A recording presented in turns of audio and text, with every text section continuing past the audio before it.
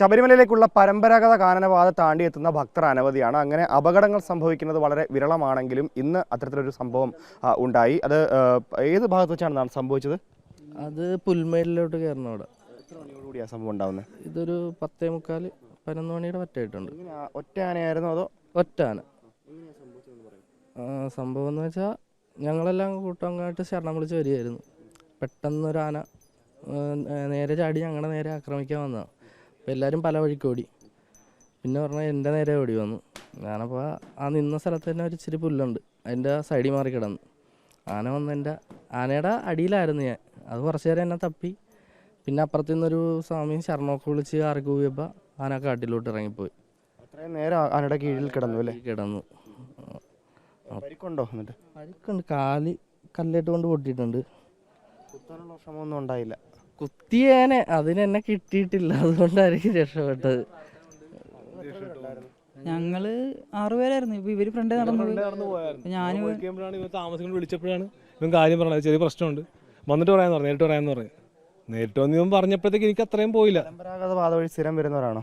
അത്യാവശ്യം 3-6 വർഷമായിട്ട് വന്നിട്ടുണ്ട്.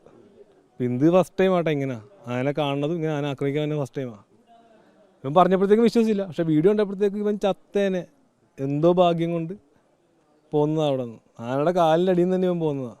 എന്തായാലും അത്ഭുതകരമായിട്ടാണ് ഇവർ രക്ഷപ്പെട്ടത്. വലിയ പരിക്കോ കാര്യങ്ങളോ ഒന്നും നിലവിലില്ലെങ്കിലും ഒരാളുടെ കാലിന് ചെറിയ പരിക്കുണ്ട്. അത് കല്ലിൽ തട്ടിയുള്ള പരിക്കാണ് നിലവിലുള്ളത്. എന്തായാലും ഈ പരമ്പരാഗത പാത താണ്ടിയെത്തുന്ന ഭക്തർ നിരവധിയാണ്. എന്തായാലും വനം വകുപ്പിൻ്റെ ഔദ്യോഗിക കണക്കനുസരിച്ച് കഴിഞ്ഞ ദിവസങ്ങളിൽ 3800 പേരോളമാണ് പരമ്പരാഗത പാതയായിട്ടുള്ള സത്രം പുൽമേട് ഭാഗത്തു നിന്ന് സന്നിധാനത്തേക്ക് എത്തുന്നത്. ഏകദേശം ഒരു 16 കിലോമീറ്റർ പാതയാണ് ഇത് പൂർണ്ണമായിട്ടുള്ളത്. അപ്പോൾ അത്രയും 16 കിലോമീറ്റർ പാത താണ്ടിയെത്തുമ്പോൾ കാട്ടാന ആക്രമണത്തിന് അല്ലെങ്കിൽ വന്യമൃഗ ആക്രമണത്തിനുള്ള സാധ്യത വളരെ കൂടുതലുണ്ടല്ലേ? ഉണ്ടോ സാറേ? നമ്മൾ കഴിഞ്ഞ ദിവസം ഇതേപോലെ പറഞ്ഞതുപോലെ തന്നെ നമ്മളിപ്പോൾ രാത്രി കാലങ്ങളിൽ പോകുന്ന കാര്യം പറഞ്ഞു. ഇതിപ്പം പകലാണ്, ഉച്ച സമയത്താണ് ആനയുടെ ഉണ്ട്. ഇപ്പം ഈ വന്ന ആൾക്കാർ 6 പേരും ചെറുപ്പക്കാരായതുകൊണ്ടും അവർക്ക് ഓടി മാറാൻ കഴിഞ്ഞതുകൊണ്ടും എന്നിട്ട് തന്നെ ഒരു സ്വാമി ഭാഗ്യത്തിന് രക്ഷപ്പെട്ടു എന്നാണ് പറയുന്നത്.